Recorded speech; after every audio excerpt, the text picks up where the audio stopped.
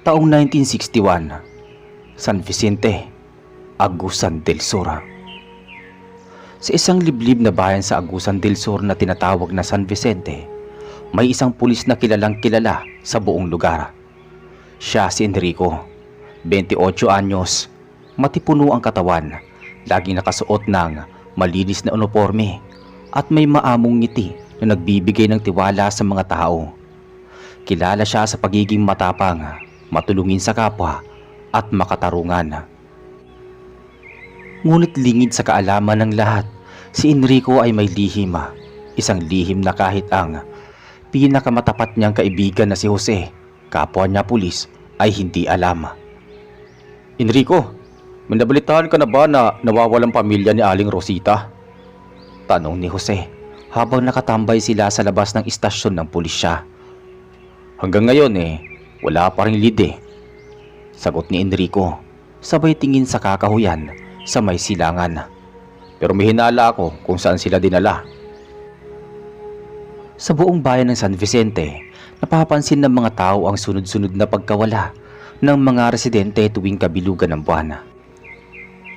Unay isang binatang magsasaka, sumunod ay isang matandang babae, at pagkatapos ay isang batang lalaki na anak ni Aling Gina. Ang katahimikan ng bayan ay napalitan ng takot. Lahat ay naglalakip ng krus sa kanilang mga pintuan. Halos wala nang lumalabas sa gabi. Si Enrico, kahit may kaunting kaba sa dibdib, ay patuloy na nag-iikot sa gabi. Nagsusuri, nagmamasid. Ngunit ang hindi alam ng lahat, sa kailaliman ng gabi sa oras na wala ng liwanag ang kalsada at tulog na ang karamihan, nagbabago siya. Sa tuwing tumatama ang kabilugan ng buwan, si Enrico ay lumalayo sa mata ng tao at lumulusong sa gubat. Dito'y unti-unti siyang nag-aanyong gabunan.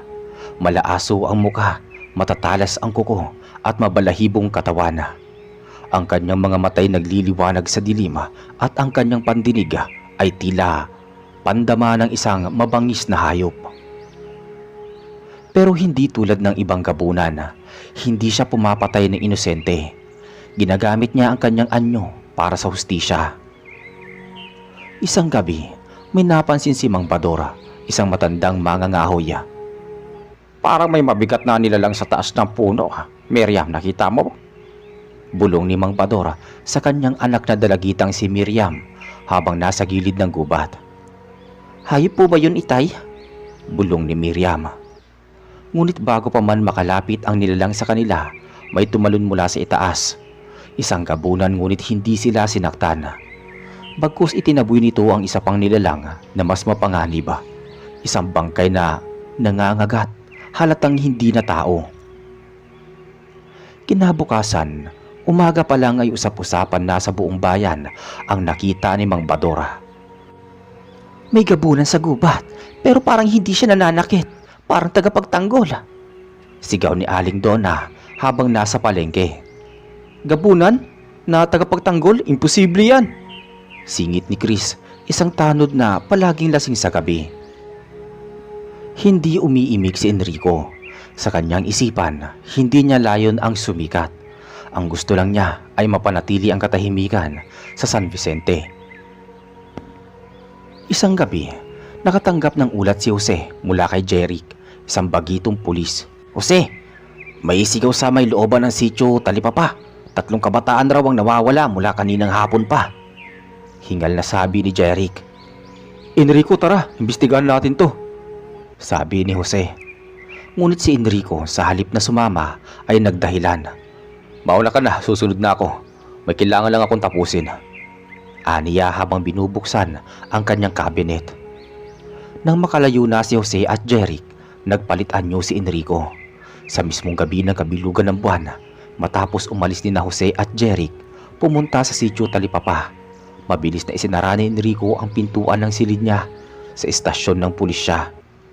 Binuksan niya ang luma at bakal na baul sa ilalim ng kama. Mula doon ay kinuha niya ang isang pinong telang puti na may bahid ng pinatuyong dugo. Isa iyon sa ginagamit niyang pamigil para hindi siya lubusang mawala ng kontrol tuwing siya ay nagbabagong anyo. Pumikit si Enrico. Huminga ng malalim. Ilang saglit pa ay nagsimulang humaba ang kanyang mga kuko. Kumapal ang kanyang katawan na makapal na balahibo at unti-unting humaba ang kanyang nguso. Sa loob lamang ng ilang minuto, ang dating pulis na si Enrico ay naging gabunan. Ang nilalang na kinatatakutan ng marami pero hindi nila alam siya rin ang kanilang tagapagligtas. Mabilis siyang tumalon palabas ng bintana. Ginamit niya ang kanyang matatalas na pandama upang sundan ang tunog at amoy na nagmumula sa looban ng sitio Talipapa. Sa bawat pagpatak ng kanyang paa sa lupa, halos walang ingay. Mistula siyang anino na dumadaan sa kadiliman. Sa kabilang dako naman, sina Jose at Jeric ay naglalakad sa makitid na daan patungo sa looban. "Parang ang tahimik dito, Jose ah," sabit ni Jeric habang mahigpit ang hawak sa kanyang baril. "Oo nga, pero ramdam ko may mali," sagot ni Jose. Nang biglang may kumaluskos sa damuhan. "May narinig ka ba?" "Oo, teka." Hindi pa man natatapos si Jose ay biglang may tumalon na nilalang mula sa damuhan. Isa itong lalaking hubad, nakaluhod at ngumunguwa-nguwa habang may kagat-kagat sa balikat. Isa palang nilalang, mukhang tao pero may mapupulang mata at matatalas na ngipin. Yun ang sumugod sa kanila. "Teka, aswang!" sigaw ni Jeric sabay putok ng baril. Tumakbo si Jose palapit para tulungan ang sugatang lalaki, pero masyadong mabilis ang aswang. Sa isang iglap, tinulak si Jeric sa gilid ng daan. Muntik na itong makagat sa leeg nang biglang may isang malaking anino ang sumugod mula sa kawalan. Si Enrico yun. Tumalon siya sa itaas ng aswang at nilapa ito sa mismong harapan ni na Jose at Jeric. Napatras si Jose sa gulat. Hindi siya makakibo. Ang nilalang na lumalaban sa aswang ay mas malaki, mas mabangis ang anyo, pero hindi siya tinatamaan. Hindi siya sinasaktan. At ang mas nakakapagtaka, ang gabunan ay may hawak na lumang pulis na kwintas sa may leeg. Pagkatapos mapatay ang aswang, tumakbo si Enrico pabalik sa gubat. Kinabukasan, maaga pa lamang ay nagsisigawan na ang mga tao sa istasyon. "May bangkay sa sitio Talipapa, parang nilapa!" sigaw ni Aling Donna habang nakatayo sa labas. "At may 3 bata rin natagpuan, nakagapos pero buhay," dagdag ni Chris, nakakarating lamang. Lumabas si Jose sa loob ng istasyon. Tahimik at seryoso ang muka. Nakasunod sa kanya si Jeric. "Jose, anong nakita nyo kagabi?" tanong ni Mang Badora. May sumugod sa amin, aswang, pero may mas malaki nilalang ang sumalba sa amin. Hindi ko mapaliwanag eh," sagot ni Jose, sabay tingin kay Enrico na kararating pa lamang at bagong ligo. "Huli akong dumating, pasensya na Jose ah," sabi ni Enrico, kunwaring hindi alam ang nangyari. "Pero may suot siyang pulis na kwintas katulad ng sayo." Mahina ang boses ni Jose habang nakatitig sa leeg ni Enrico.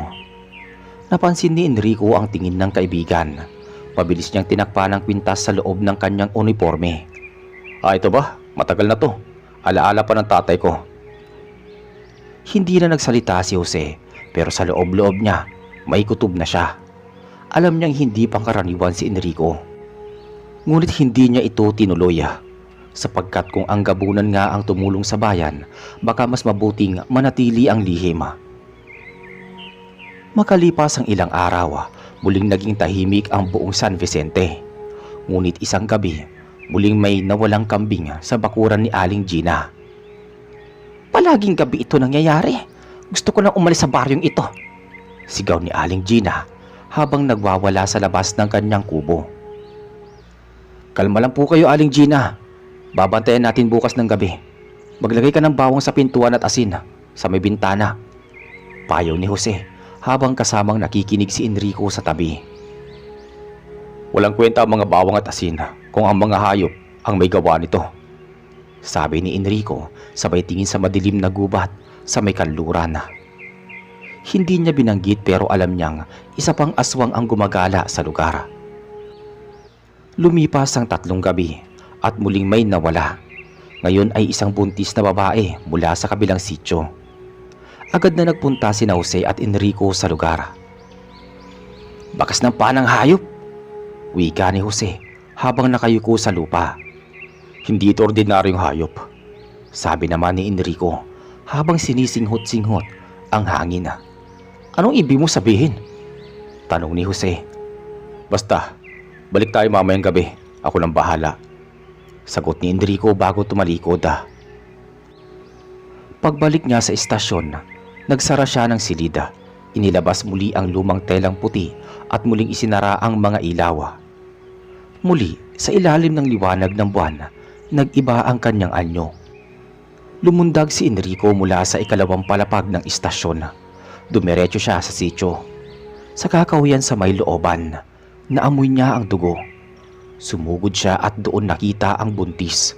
Nakagapos, buhay pa pero nangihina.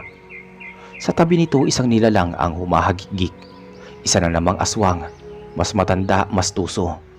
Nang mapansin siya ng nilalang, ngumisi ito. "Gabunan, anong ginagawa mo rito? Hindi ka ba dapat kakampi ko?" Sambit ng nilalang. "Hindi ako katulad nyo," sagot ni Enrico sa may talon. Nagbanggaan ang dalawang nilalang sa gitna ng kadiliman. Matatalim ang palitan ng atake ng kuko. Pangil at pangil. Sa huli natalo ni Enrico ang aswang. Nilapa ito at sinunog ang bangkay sa apoy mula sa basang damo at kahoy. Binitbit niya ang buntis, inilagay sa kubo sa gilid ng baryo at saka naglaho bago pa man mag-umaga. Kinabukasan, nagising ang buntis na babae sa kubo ni Aling Donna. "May nagligtas sa'yo, iha," wika ni Aling Donna habang pinapainom siya ng salabat. "Wala kaming alam kung sino. Basta paggising mo narito ka na." Walang ibang nakakaalam ng totoo maliban kay Jose na sa araw ding iyon tahimik na lumapit kay Enrico habang sila'y nagkakape sa harap ng istasyon. "Alam kong ikaw yon, Enrico," sambit ni Jose habang tahimik ang paligid. Hindi sumasagot si Enrico. Tinapik niya ang balikat ni Jose at ngumiti. "Hindi mo kailangang sabihin. Basta, huwag mo kaming iiwan ha." Tumango lang si Enrico. Tahimik. Sa loob-loob niya, alam niyang ang kanyang pagkatao ay hindi kailanman matatanggap ng karamihan. Pero hanggat kaya niya, gagamitin niya ang kanyang kapangyarihan bilang gabunan para protektahan ang bayan. Makalipas ang 2 linggo, muling naging tahimik ang bayan ng San Vicente. Walang naitalang pagkawala o anumang kaguluhan. Ngunit sa likod ng katahimikan ay ang paniniktik ni Jose sa bawat kilos ni Enrico. Hindi man siya nagsasalita, ramdam ni Enrico na may mga matang sumusubaybay sa kanya, mga matang naghahanap ng katotohanan. Isang araw, habang nagpapahinga si Enrico sa ilalim ng puno, sa likod ng istasyon, lumapit si Miriam, dala ang isang balde ng tubig. "Enrico, gusto mo na ba ng malamig na tubig? Galing to sa balon ng lola ko." Alok ni Miriam. "Salamat Miriam, tamang-tama, nauwaw talaga ako eh," sagot ni Enrico sabay abot sa balde. Tahimik silang nagkatinginan. Si Miriam, 18 taong gulang, ay isang dalagang masayahin at palakaibigan. Matagal na siyang may pagtingin kay Enrico, ngunit hindi niya ito maamin. Hindi ka ba natatakot magronda sa gabi?" tanong ni Miriam habang pinagmamasdan si Enrico. "Hindi naman. Basta alam mong ginagawa mo ang tama, wala kang dapat katakot," sagot ni Enrico habang iniinuman ang tubig. "Pero may mga kwento kasi tungkol sa mga nilalang na sumasagip daw sa mga tao. Gabunan daw? Totoo kaya yun?" tanong ni Miriam habang bahagyang pinipigil ang kaba sa tinig. Napatingin si Enrico sa kanya. Saglit siyang natahimik. "Hindi lahat ng nilalang ay masama, Miriam. Minsan ang akala mong halimaw, siya pala ang tagtatanggol sa'yo," sagot ni Enrico saka bumalik sa loob ng istasyon. Sa kabilang bahagi ng bayan, si Aling Gina ay kasalukuyang nakikipagtalo sa isang pulis. "Wala pa rin kayong nahahanap sa anak kong si Danilo? Isang buwan na siyang nawawala. Sigaw ni Aling Gina habang hawak ang larawan ng kanyang anak. Ginagawa po namin ang lahat, Aling Gina. Pati ang mga karatig barangay nag-iimbestiga na. Paliwanag ni Jeric habang sinusulat ang reklamo. Maya-maya biglang dumating si Jose. O Aling Gina, ako na po ang bahala. Gagawin namin ang lahat para mahanap si Danilo. Saad ni Jose habang tinititigan ang papela. Pagkaalis ni Aling Gina, lumapit si Jose kay Enrico sa loob ng silida.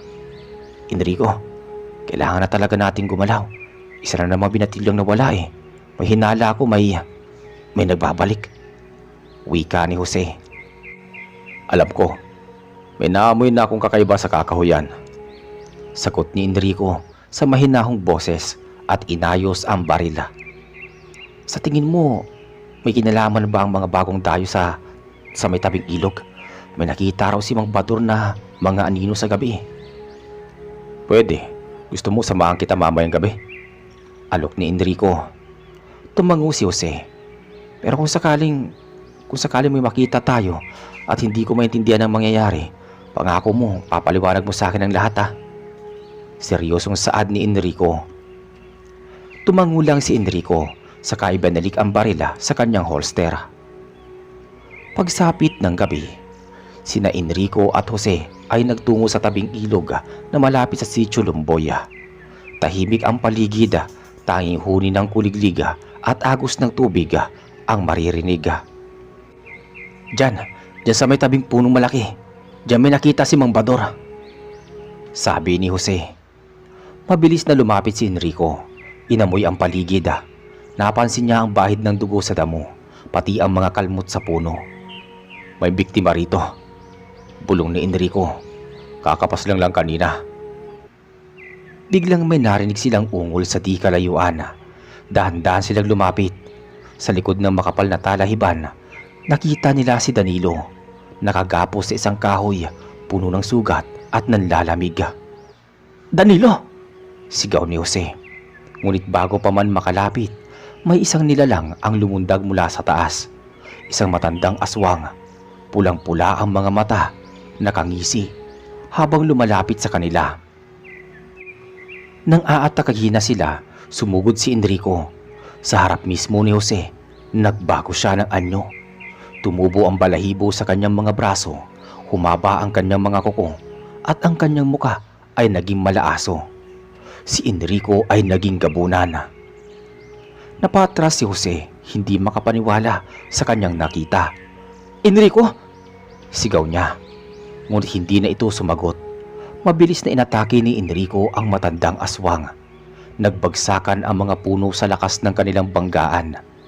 Umatras si Jose, hawak ang barila. Hindi alam kung dapat bang makialam. Pagkalipas ng ilang minuto, tumumba ang aswang. Bali-bali ang buto at ang muka ay wala ng kabuhay-buhay. Humihingal si Enrico habang unti-unting bumabalik sa kanyang anyong tao. Lumapit si Jose, hindi pa rin makapaniwala. Enrico, ikaw nga, gabunan ka! Bulong ni Jose habang hawak ang baril ngunit hindi ito itinututok. Tumango si Enrico, basang-basa ng dugo at pawis. Matagal na, pero hindi ko ito ginagamit para manakit. Ginagamit ko ito para protektahan ang bayan. Sagot ni Enrico habang lumuluhod sa tabi ng sugatang si Danilo. Wala akong balak na ibunyag ka, Enrico. Pero kailangan mong malaman, may isa pang grupo ng aswang sa kanlurang bahagi ng bundok. Mas malakas, mas tuso. Hindi natin kakayanin yun yung tayo lang. Wika ni Jose. Alam ko, matagal ko na silang naaamoy. Sagot ni Enrico habang binibitbit si Danilo palabas ng gubat. Kinabukasan, dinala si Danilo sa health center at agad na ginamot. Nagsimulang kumalat ang balita na may halimaw na sumasagip at sumagip sa binata. Lalong naging matunog ang usapan tungkol sa gabunan sa San Vicente. Hindi halimaw yon. Kung halimaw siya, matagal na tayong patay lahat. Sa tingin ko, siya ang bantay ng baryo. Sabi ni Aling Donna habang nagkukwento sa mga kapitbahay. Ngunit habang unti-unting lumilitaw ang mga pangyayari, isang panibagong panganib ang unti-unting lumalapit. Isang gabi, habang nag-iikot si Chris sa may palayan, napansin niya ang kakaibang amoy. Sa likod ng punong saging, may nakita siyang isang figura. Hindi si Enrico. Isa itong bagong nilalang, mas malaki, mas mabangis. Kumalabog ang dibdib ni Chris nang masilayan ang aninong dumaan sa likod ng punong saging. Dahan-dahan siyang umatras habang hawak ang kanyang maliit na flashlight at revolver. Malamig ang hangin, ngunit mas malamig ang pakiramdam niya sa presensyang iyon. Hindi niya mapaliwanag pero alam niyang hindi ito pangkaraniwang nilalang. "May tao ba dyan?" sigaw ni Chris habang nanginginig ang tinig. Walang sumagot, tanging lagaslas lang ng mga dahon at ihip ng hangin sa may palayan ang naririnig niya. Biglang may tumalon mula sa itaas ng punong mangga sa tabi. Isang nilalang, matangkad, mapula ang mata at may mahahabang kuko. At ang katawan ay parang pinaghalong aso at tao, ngunit mas masahol pa. Wala itong damit at ang hininga nito ay parang bulok na karne. Sumigaw si Chris at nagpaputok ng barila.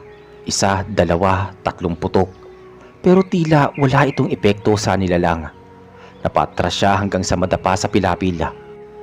Papalapit na ang nilalang nang biglang may humagisbis na anino mula sa gilid. Sa anyong gabunan, agad niyang sinunggaban ang nilalang. Nagbanggaan sila, kumalabog ang lupa at tumalsik ang mga damo. Habang nag-aaway ang dalawang halimaw, mabilis na gumapang si Chris palayo. "Enrico! Si Enrico!" sigaw ni Chris nang makilalang ang nilalang na tumutulong sa kanya. Sa isang iglap, nagawang pabagsakin ni Enrico ang kalaban. Hinampas niya ito ng malalakas na kamao, kinalmot sa dibdib at sinakal hanggang mawalan ito ng malay. Nanginginig pa rin si Chris habang nakasandal sa isang bato. Lumapit si Enrico kay Chris, basang-basa siya ng pawis at dugo at bahagya nang bumalik sa anyong tao. "Chris, ligtas ka na," sabi ni Enrico habang paus ang boses. Ikaw pala ang gabunan," bulong ni Chris. "Wala ka nang dapat ikatakot. Hindi ako kalaban," sagot ni Enrico. Tumango si Chris habang hawak pa rin ang baril. Hindi niya ito itinutok, bagkus ay ibinala niya ito sa kanyang tagiliran. Naramdaman niyang totoo ang sinasabi ni Enrico. Kinabukasan, agad na ipinasara ni Jose ang palayan. Pinuntahan nila ang bangkay ng nilalang, ngunit wala na itong bakas. Tila ba natunaw ito sa lupa. Si Enrico, bagamat pagod, ay tahimik na nananatili sa loob ng kanyang silida. Lumapit si Jose kay Chris sa labas ng istasyon. "Alam mo na? Hindi ba?" tanong ni Jose. Tumango si Chris. "Oo, siya ang gabunan, pero siya rin ang rason kung bakit buhay pa tayo. Panatilihin nating lihim to, mas makakabuti sa bayan," wika ni Jose. Makalipas ang ilang araw, dumami ang mga usap-usapan tungkol sa kakaibang halimaw na tumutulong sa mga tao. Si Miriam, habang nagwawali sa tapat ng tindahan ng kanyang ina, ay lumapit kay Enrico. "Enrico, totoo ba ang mga sinasabi ng mga tao na may gabunan daw na tumutulong sa mga kagaya naming mahihina?" tanong ni Miriam habang nakatitig sa mga mata ni Enrico. "Ang mahalaga, ligtas kayo. May mga bagay na hindi kailangang ipaliwanag, basta alam mong tama ang ginagawa mo," sagot naman ni Enrico. Hindi na muling nagtanong si Miriam, ngunit sa kanyang puso, naramdaman niyang ang lalaking kaharap niya ay higit pa sa ordinaryong tao. Isang gabi, habang nagbabantay si Enrico sa tabi ng estero, may narinig siyang mahinang tinig mula sa kabilang panig ng ilog. "Gabunan, tulungan mo kami!" mahinang ungol ng isang matandang lalaki. Tumawid si Enrico sa tubig. Doon ay nakita niya si Mang Bador, nakaapak sa dugo, may hawak na patpat at nanginginig. "May nilalang sa dilim sa ilalim ng bahay namin. Kinakaladkad ang mga hayop at narinig ko rin ang boses ng apo ko," sigaw ni Mang Bador habang nanginginig. Mabilis na tumakbo si Enrico patungo sa bahay ni Mang Bador. Pagdating niya sa lugar, naamoy niya ang agad na sariwang dugo. Pumasok siya sa ilalim ng bahay at nakita niya ang 3 nilalang na gumagapang. Maliliit ang mga ito, mukhang bata pero may itim na balat at mahahabang dila. Nagpalit siya kaagad ng anyo. Tumalon siya pababa at kinuyog ang mga nilalang. Isa-isang tumilapon ang mga ito, pero matitinik ang kanilang mga galamay. Isang sugat sa braso ni Enrico ang umagos ang dugo, ngunit hindi siya natinag. Sa loob ng ilang minuto, napatay niya ang lahat ng nilalang. Pag-akyat niya, naroon si Mang Bador, hawak ang kanyang apo na umiiyak. Salamat sa iyo Enrico, bulong niya. Hindi na sumagot si Enrico, tahimik siyang umalis, iniwan ang pamilya sa ligtas na kalagayan. Dumaan ang mga buwan, bagamat patuloy ang mga banta ng mga aswang mula sa iba't ibang bahagi ng bundok, naging mas alerto ang bayan ng San Vicente. Naging mas mapagmatsyag ang mga tao. Si Jose, si Chris at ilang piling tauhan sa istasyon ay naging tagapagtanggol na rin. Kasama si Enrico, kahit alam nilang hindi siya tulad nila. Isang gabi, habang nag-uusap sina Jose at Enrico sa bubong ng istasyon, tahimik ang paligid. Hindi ko akalaing darating ang panahon na magiging kakampi ko ang isang gabunan, wika ni Jose habang nakatingala sa buwan. Hindi ko rin naakala na matatanggap mo ko bilang kaibigan. Pero hanggang kailan mo kaya itatago sa iba? Tanong ni Jose. Hanggat may kailangan pang protektahan, hanggat may mga taong nangangailangan, sagot ni Enrico habang pinagmamasdan ang buong bayan.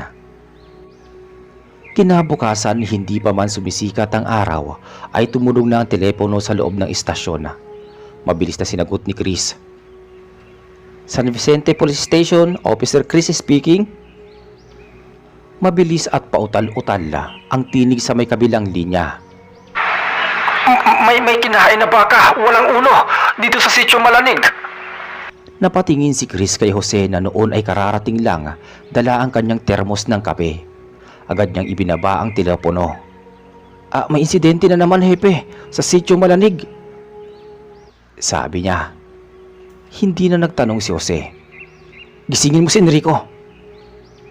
Sa Sitio Malanig, dinaanan nila ang malalambot at maputik na daan. Mabaho ang paligid, amoy sira at dugo ang karne. Pagdating nila sa lugar, sinalubong sila ng ilang magsasaka. Nakahiga sa gitna ng palayan ang bangkay ng baka. Wala na ang ulo at tila may mga bakas ng matatalas na pangil sa leeg nito. May nakita po kaming unggoy pero parang tawang lakad, sabi ng isa sa mga magsasaka. Tinignan ni Enrico ang mga bakas sa lupa. Malalim ang yapak, halatang mabigat ang nilalang. Suminghot-singhot siya sa hangin at bahagyang napangiwi. Hindi ito karaniwang aswang at hindi rin gabunan. Mas mabangis at may amoy ng alkitran. Alkitran? Tanong ni Chris. May mga nilalang mula sa ilalim ng lupa. Madidilim ang balat nila, parang balot ng uling at langis. Malalaki ang katawan pero gumagapang. Tinatawag silang alnigo sa lumang alamat ng mga taga-ilog, paliwanag ni Enrico. Matagal ko nang naririnig yan. Akala ko kwento lang ng matatanda. Kung totoo man yan, paano natin sila mahahanap? Tanong ni Jose. Hindi sila madaling makita, pero may isa akong kilala, isang matandang ermitanyo sa bundok. Siya ang tumulong sa akin noon, nung bago pa lang akong gabunan.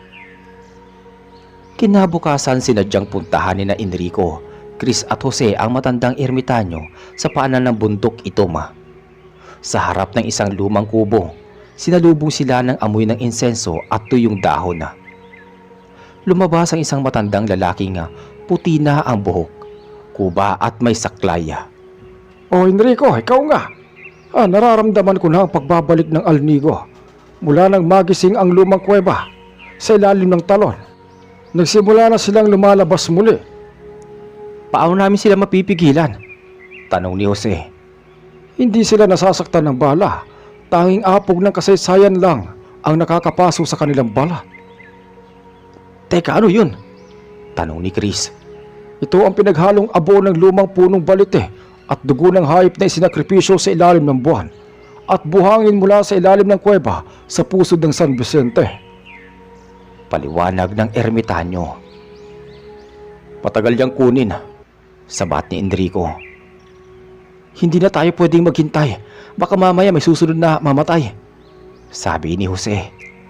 Tahimik si Enrico, ngunit kita sa mukha niya ang bigat ng desisyong kailangang gawin. Ako na ang pupunta sa kuweba. Kayo na ang bahala sa paghahanda ng iba. Kailangan natin ng apog ng kasaysayan bago dumilim. Gabi na nang marating ni Enrico ang bungad ng kuweba. Ang hangin ay makapal at malagkit.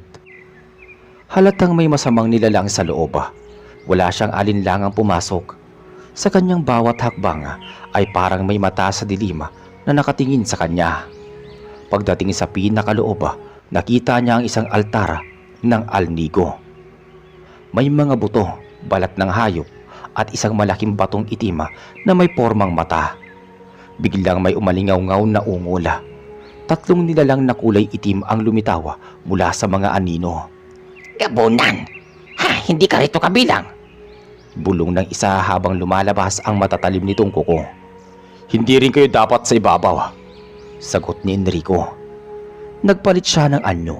Ang buong kuweba ay napuno ng alingaw-ngaw ng sigawan at kalabugan ng banggaan ng mga halimaw. Malakas si Enrico pero mas marami ang kalaban. Mabilis siyang kinuyog ngunit isa-isang napahina nang tamaan niya ang altar gamit ang kanyang kamao.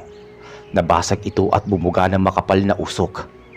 Nawala sa ulirat ang mga alnigo at sinamantala iyon ni Enrico upang durugin ang puso ng mga nilalanga.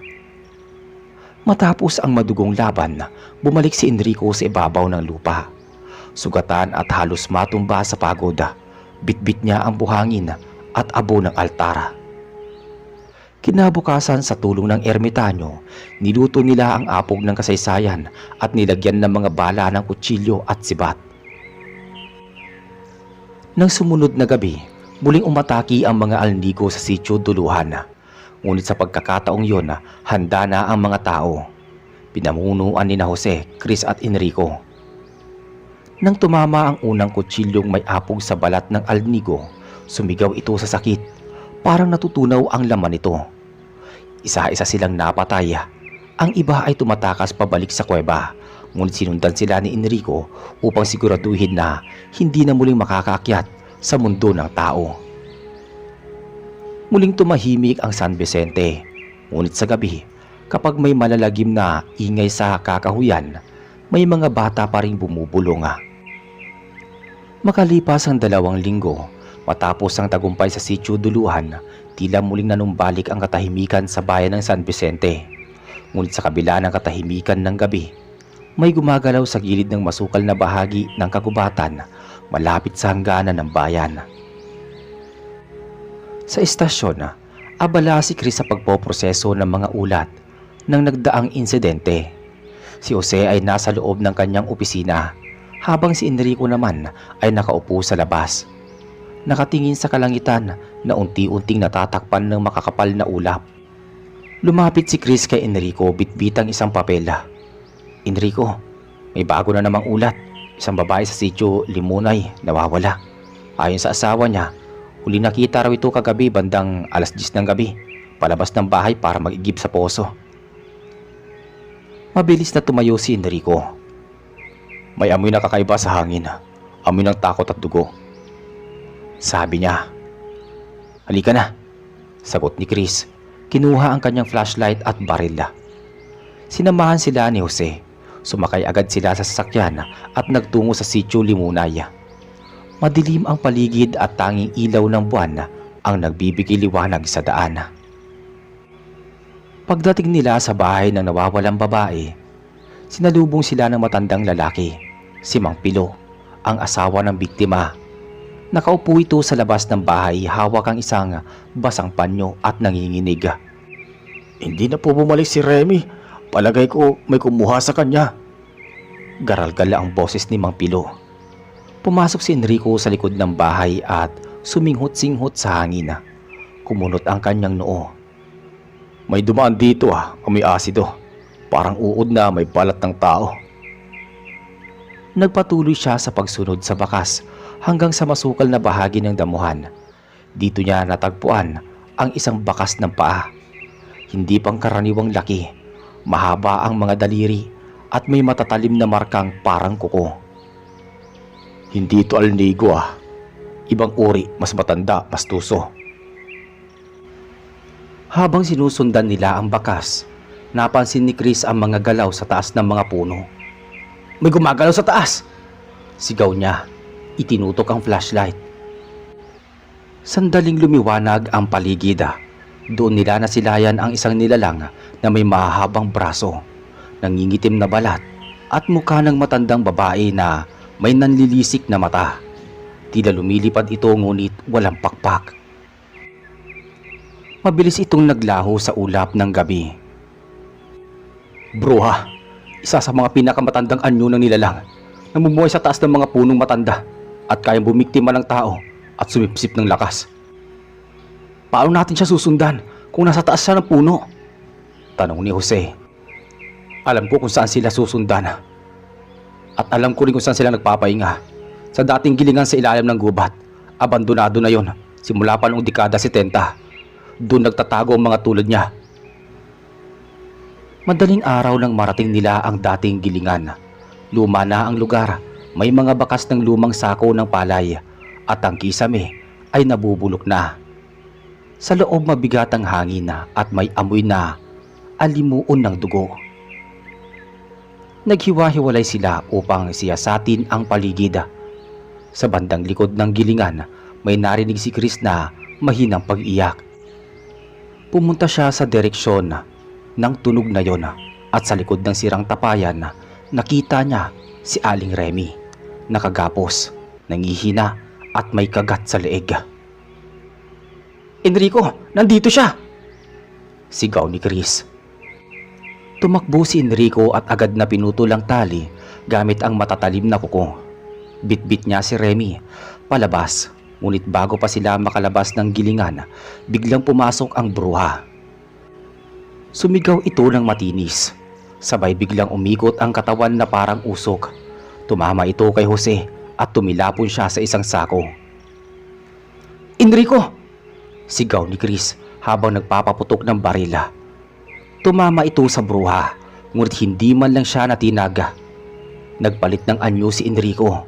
Umungol siya ng malalim, lumaki ang katawan, tumalim ang mga kuko at pumula ang mga mata. Mabilis niyang sinugod ang bruha. Nagtagisan sila ng lakas. Ang bruha ay bumuga ng itim na usok, ngunit sinalag ito ni Enrico gamit ang kanyang katawan. Isang malakas na hampas ang kanyang ibinigay sa katawan ng nilalang. Dahilan upang mabasag ang luma nitong anyo. Naging kulubot na matandang babae na puno ng itim na balahibo. Hindi kayo mananalo. Dumarami kami. Hindi lang ako ang naririto. At sa isang iglap, naglaho ito sa isang ulap ng abo. Tumakbo si Jose sa kanila, sugatan sa noo. Nakatakas siya? Pero nakuha natin si Aling Remy. Boy siya. Wika ni Enrico habang bumabalik sa anyong tao. Tumango si Jose. Malamang hindi titigil ang mga yon. O hindi pa, at lalong hindi natin sila hayaang mag-ari. Ilang araw matapos ang insidente sa dating gilingan, naging tahimik ang buong bayan ng San Vicente. Ngunit sa likod ng katahimikan ay ang pagpapatuloy na pagbabantay ni Jose, Chris at Enrico. Hindi nila alam kung kailan muling magpapakita ang mga nilalang na binanggit ng bruha. Ang iba pang kasama niya. Sa himpilan ng pulisya, nakaupo si Chris sa harap ng mapa ng buong bayan. May mga pulang karayom na nakatusok sa mga lugar kung saan may naitalang kababalaghan. Sa Sitio Malaniga, Sitio Duluhan, Sitio Limonay, lahat ay tila nakapaligid sa isang lugar. Ang lubluban o creek sa gitna ng kagubatan. Napapansin mo ba, Enrico? Tanong ni Chris habang tinuturo ang gitna ng mapa. Parang may pinanggagalingan sila rito . Lumapit si Enrico. Nakasuot ng itim na jacket at may nakasuksok na kutsilyo sa tagiliran. Ang Lubluban Creek, dati raw itong sagradong lugar.